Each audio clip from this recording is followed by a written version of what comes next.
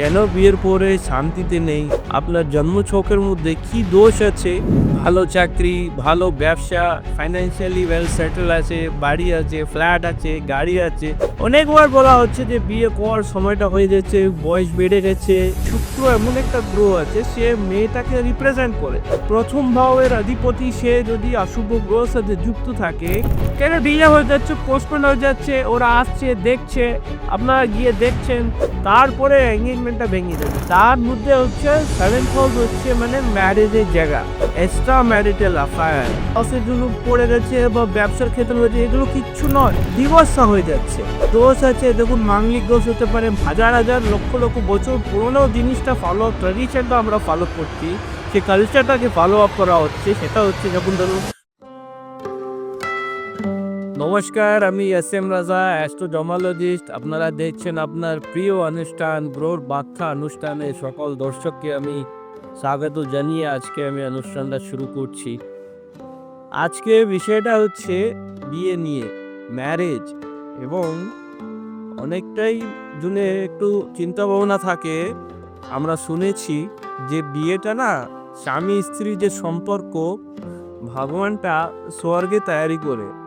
কিন্তু যখনই আমাদের চেম্বারে লোক এসে যে সমস্যাটা জানাচ্ছে, স্যার আমরা তো শুনেছি আমাদের সম্পর্কটা স্বর্গে তৈরি করা হয়, কিন্তু আমাদের জীবনটা এখানে নর্ক হয়ে গেছে, এতটা ওর সমস্যার সাথে ভুগছে। দেখুন দর্শক বন্ধুরা, বিয়েটা খুবই ইম্পর্টেন্ট আছে। একটা পার্টনারশিপ থাকে, একটা একটা লিগ্যাল টাই থাকে। অনেকটাই মানে যখনই বিয়ে হয়ে যাবে তার শেষ পর্যন্ত স্বামী স্ত্রী একসাথে মানে জীবনটা কাটাতে হবে। সে বিয়ের ক্ষেত্রে মা বাবা খুবই চিন্তা থাকে, কেন ওদের ডিলে হচ্ছে, কেন আশীর্বাদ ভেঙে যাচ্ছে, কেন বিয়ের পরে শান্তিতে নেই, কেন ডিভোর্স হয়ে যাচ্ছে, কেন এক্সট্রা ম্যারিটাল অ্যাফেয়ার হয়ে যাচ্ছে। এগুলো আপনাদেরকে দেখতে হবে। আপনার জন্মছকের মধ্যে কি দোষ আছে, কি যোগ আছে, কেন প্রবলেমটা আসছে, এগুলো জেনে নিতে হবে। দর্শক বন্ধুরা, দেখবেন একটা জাতক বলুন বা জাতিকার কাছে বলুন, ভালো পড়াশোনা হয়েছে, ভালো চাকরি, ভালো ব্যবসা, ফাইন্যান্সিয়ালি ওয়েল সেটেল আছে, বাড়ি আছে, ফ্ল্যাট আছে, গাড়ি আছে, সব কিছু আছে। কিন্তু বিয়ের ক্ষেত্রে ওনার প্রবলেমটা আসছে, বিয়েটা বাধাটা আসছে। বিয়ের ক্ষেত্রে অনেকটাই নানা রকমের সমস্যা মানে প্রবলেমটা ফেস করতে হচ্ছে। আমরা খুবই গুরুত্বপূর্ণ ইম্পর্টেন্ট কিছু কিছু মানে সমস্যা নিয়ে আমরা আপনার সামনে রাখবো। পরপর আমি চেষ্টা করব এর কিভাবে গ্রহর অশুভ প্রভাব, নেগেটিভ এনার্জির প্রভাবের ক্ষেত্রে বাধাটা আসছে। দেখুন দর্শক বন্ধুরা, একটা জাতক জাতিকার ক্ষেত্রে প্রথম যেটা নাম্বার ওয়ান জিনিসটা হচ্ছে ঈর্ষা। মানে একটা মনে থাকে না, ঈর্ষাই নেই। বিয়ের ক্ষেত্রে মা বাবা জোর করছে, আত্মীয় স্বজন জোর করছে, সবাই বলছে পাড়ার মধ্যে তাকে খুবই মানে অনেকবার বলা হচ্ছে যে বিয়ে কর, সময়টা হয়ে যাচ্ছে, বয়স বেড়ে গেছে, ওয়েল সেটেল হয়েছে, চাকরি আছে, জব আছে, সব কিছু আছে, কিন্তু বিয়ে কথাটা আমার মনেই আসছে না, ইচ্ছাই নেই। এর কারণটা কি, এর কজটা কি, এর রিজনটা জানতে হবে। এই যে রাশি চক্র গ্রহ দিক দিকে ওনার কি সমস্যাটা আসছে, এর কি দোষ থাকলে এই সমস্যাটাকে বুঝতে হয়। ইচ্ছাটাই হচ্ছে না, মানে ইনার এনার্জি, মানে ভিতরের যে জিনিসটা একটা থাকে না, আমি বিয়ে করব, এরকম মানে ইচ্ছেই ওনার মনে আসছে না। যতই জোর করা হোক না কেন, কিন্তু আসছে না। তার কারণটা হচ্ছে, হয়তো আপনারা ভাববেন কেন এনার মানে বিয়ের কোনো চিন্তা ভাবনা আসছে না। তার রিজনটা হচ্ছে ওনার ছকের মধ্যে একটা জাতকের ক্ষেত্রে কি হয়, শুক্র এমন একটা গ্রহ আছে, সে মেয়েটাকে রিপ্রেজেন্ট করে। এবং জাতিকার ক্ষেত্রে বৃহস্পতি হচ্ছে একটা হাজব্যান্ড এবং স্বামীকে রিপ্রেজেন্ট করে। এবং পঞ্চম স্থানের অধিপতি যদি 6th house, 8th house, 12th হাউসের যদি কানেক্টেড থাকে, বা লগ্ন স্থান মানে প্রথম ভাবের অধিপতি সে যদি অশুভ গ্রহের সাথে যুক্ত থাকে, শুক্র এবং বৃহস্পতি দুর্বল থাকে, তাহলে দেখবেন একটা জাতিকার ক্ষেত্রে ওনার ইচ্ছাটা হচ্ছে না। যতই জোর করুক না কেন, ওর মাথায় আসছে না বিয়ে করবো বলে। যতই বয়সটা বেড়ে যাচ্ছে, কিন্তু ওনার কোনোই কিছুতেই এফেক্ট হচ্ছে না। তার রিজনটা হচ্ছে ওনার চোখের মধ্যে একটা জাতিকার ক্ষেত্রে বৃহস্পতি দুর্বল, একটা জাতকের ক্ষেত্রে শুক্র দুর্বল, পঞ্চম স্থানের অধিপতি, লগ্ন স্থানের অধিপতি, 6th হাউস, 8th হাউস এবং 12th হাউস এই অশুভ স্থানের সাথে যুক্ত রয়েছে, কানেক্টেড রয়েছে। তার ইম্প্যাক্টের ক্ষেত্রে ওনার এই বাধাটা আসছে।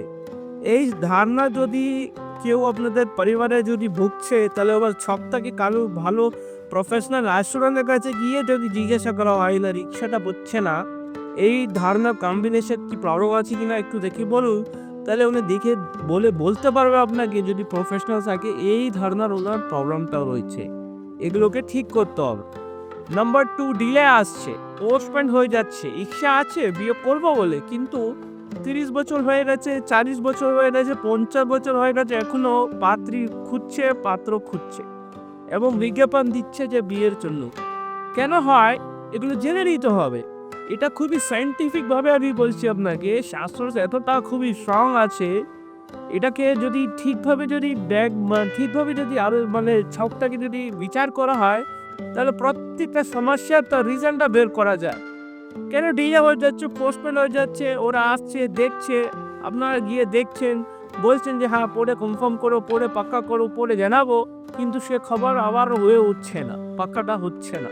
তার রিজনটা হচ্ছে শনি 7th হাউস যদি অবস্থান করে থাকে বা শুক্র এবং বৃহস্পতির সাথে যদি কানেক্টেড থাকে, তাহলে দেখবেন ডিলে হয়ে যায়, পোস্টপোন হয়ে যায়। মানে ওরা আসছে দেখছে কিন্তু কোনো খবরটা আসছে না, মিষ্টি খেয়ে যাচ্ছে, পরে কিছু জানাচ্ছে না, এ ধরনের সমস্যাটা আসছে। তারপরেরটা হচ্ছে আশীর্বাদ ভেঙে যাচ্ছে, এঙ্গেজমেন্ট রিং পড়ে গিয়েছে, অনেকটাই কষ্ট করে প্রথমে ডিলে হলো, নানা রকমের অবস্টাকলস এলো, অনেকটাই লোকের সাথে আলোচনা করে দেখাশোনা করে সব কিছু করার পর আশীর্বাদ হয়েছে। বিয়ের সামনে ডেট আস্তে আস্তে আশীর্বাদটা ভেঙে যাচ্ছে। এটা কেন হয়?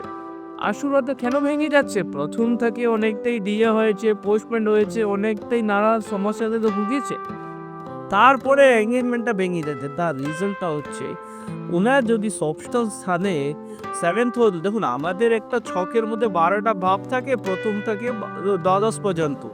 তার মধ্যে হচ্ছে 7th হাউস হচ্ছে ম্যারেজের জায়গা।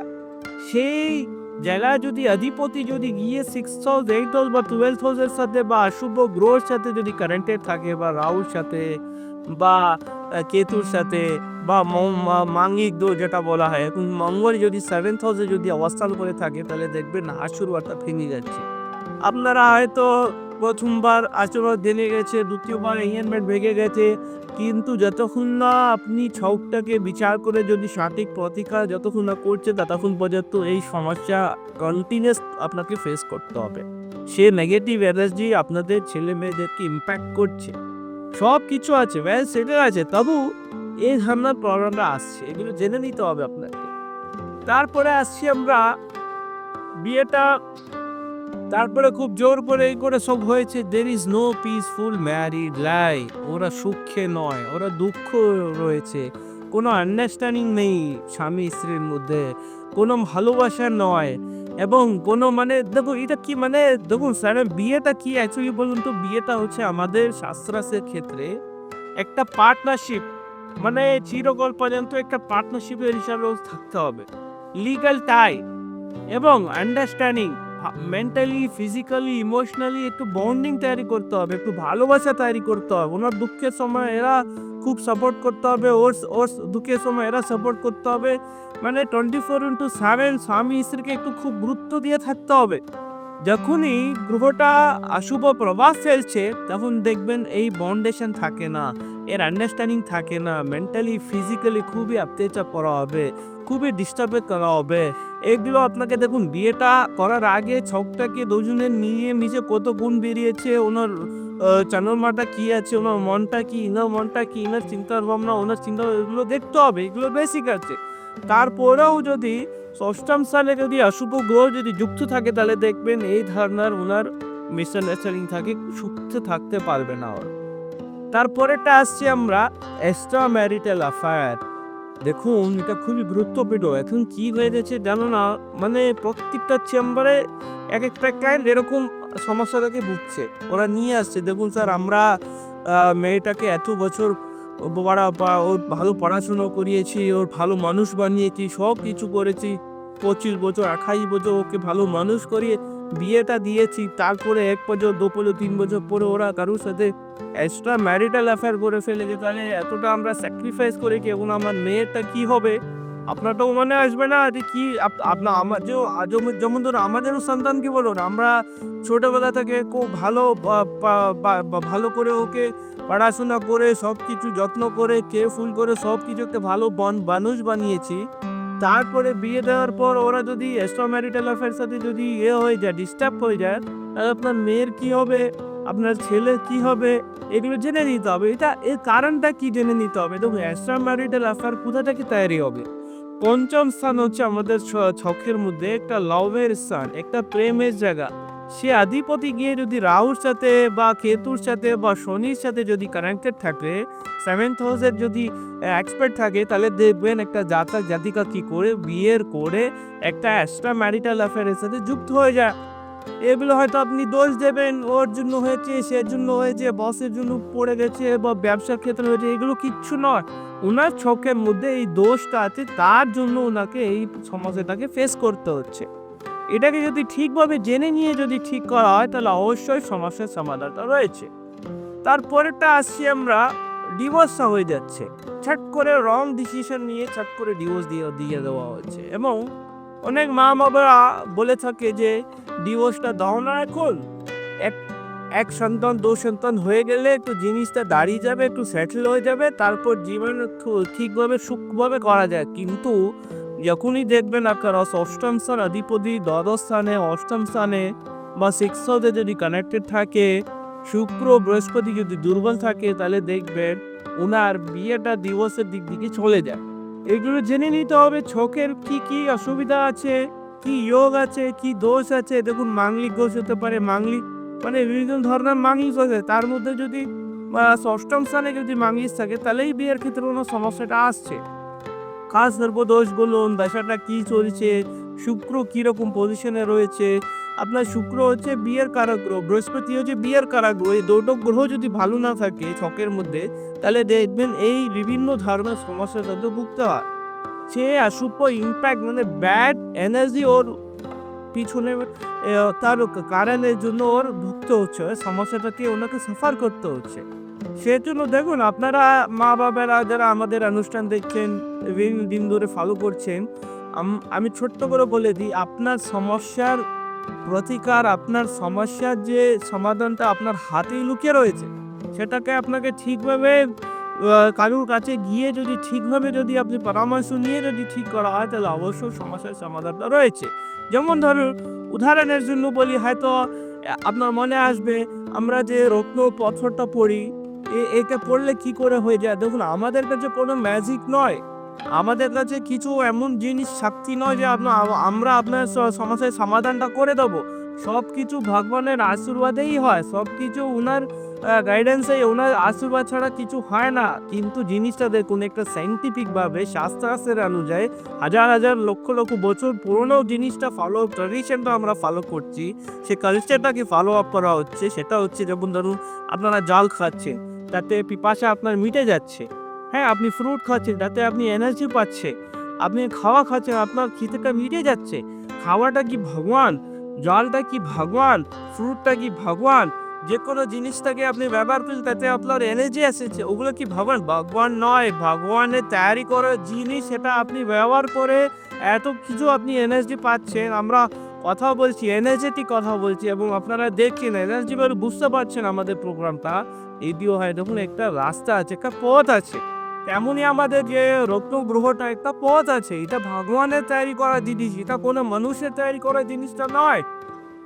যদি সঠিকভাবে ছকটাকে বিচার করে কি দোষ আছে, কি যোগ আছে, কি দশা চলছে, কোন সমস্যা আসছে ওনার, আগে থেকে জেনে নিয়ে যদি সঠিক সময় সঠিক দোষটাকে প্রতিকার করা হয়, তাহলে অবশ্যই সমস্যার সমাধানটা রয়েছে।